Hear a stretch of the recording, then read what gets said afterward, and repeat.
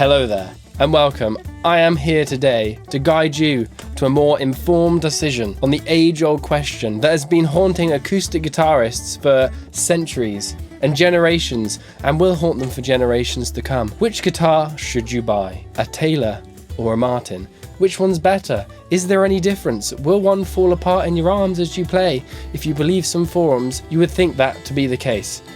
It's probably not. The two guitars I have with me here today represent some of the finer work that both Martin and Taylor have to offer. Guitar number one is a Taylor 814CE, which comes in at around £3,500, which is about $4,000-ish.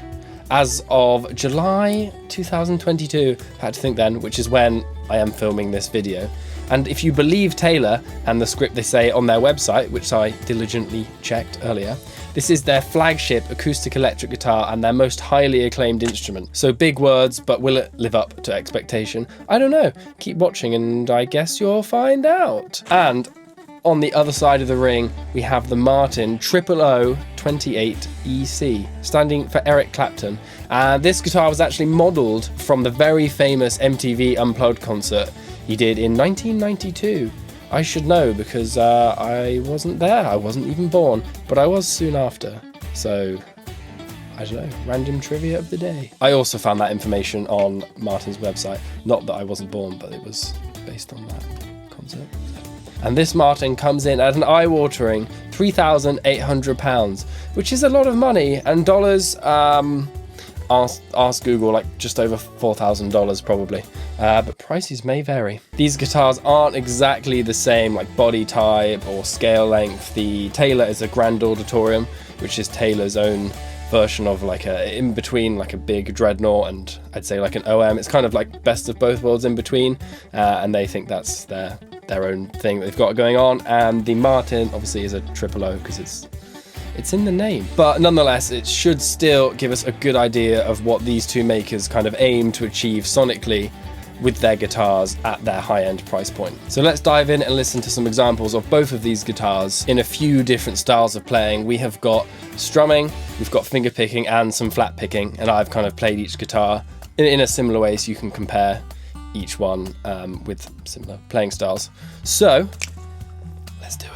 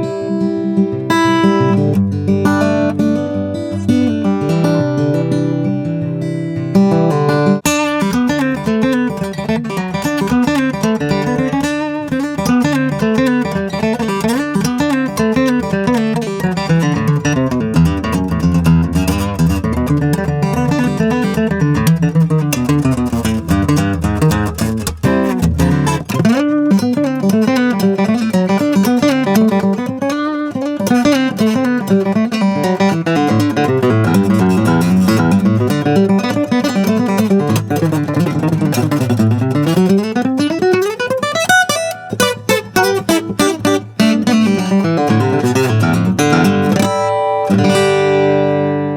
there you have it, both guitars tested and played in what I think are realistic playing cases, or for myself anyway, and hopefully some of the ways that you like to play as well. If you still can't decide after listening once, you can check those timestamps and like go back and A/B them yourself. What do I think? Well, I mean, yeah, like I said earlier, they're clearly very different instruments aimed at producing different noises and for different playing styles and, you know, situations that you might find yourself playing in. To me, the Taylor has a slightly more, it was a bigger, more open sound, which makes sense because of the body of the guitar is much bigger, so you would get that. And potentially a touch more versatile, maybe, in what you could apply it for.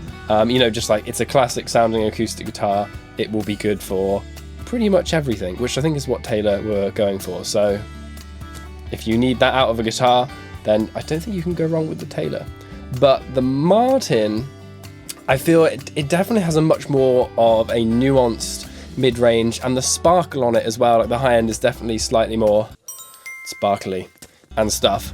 So I kind of feel like it fits a more earthy, rootsy, maybe singer-songwritery, folkery vibe, if that makes sense. However, saying that, I mean, they're both going to work for everything. They're both great sounding guitars. Playability wise, I mean, yeah, again, it kind of feels bad to say they both play great. They do. The main thing I noticed while I was playing is the neck profile on the Martin, on this particular Martin anyway.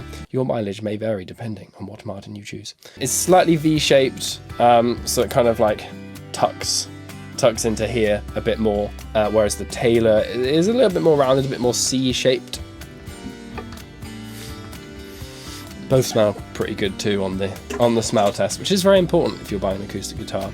But they all usually smell good, but these guitars are no exception. Wood smells great. But even with other Martins and Taylors, you just have to play them and figure out what feels best for you. What are you going to be using that guitar for? How does it feel in your hand? How does it feel to play? Obviously the setup and stuff can change. Like I'm always setting up my acoustic guitars to be slightly different, but you know, if you can see past the setup you don't like, you can really decide what guitar is just best for you. Neither is better than the other, and they probably never will be. So yeah, if you're trolling the internet and the wild Facebook, Reddit forums on which guitar do I need? Do I need a Taylor? Do I need a Martin? And then there's these dudes or gals, they're like, oh, this Taylor's awful, this Martin, I'd always get a Martin or I'd always get a Taylor. It's like, well, what you must do is pick up your keyboard and fight them to the death with your keyboard warrior skills. No, I mean, yeah, you can, but like, no, but I mean, there's no need for it. They're both great guitars. Neither of them are going to fall apart in your hands, probably. So just get whichever one you like. Or if you're feeling really rich, because these are some expensive guitars, I guess you could get both, but yeah, that's a lot of money. Anyway, I hope this video has helped you to decide either way, if you like Martins more, Taylors more, if you decide they're both great and you need both, because you do always need more guitars. That is true. Good point, I should just go buy some. So subscribe if you liked it, don't if you didn't, and I will hopefully see you soon. Ciao!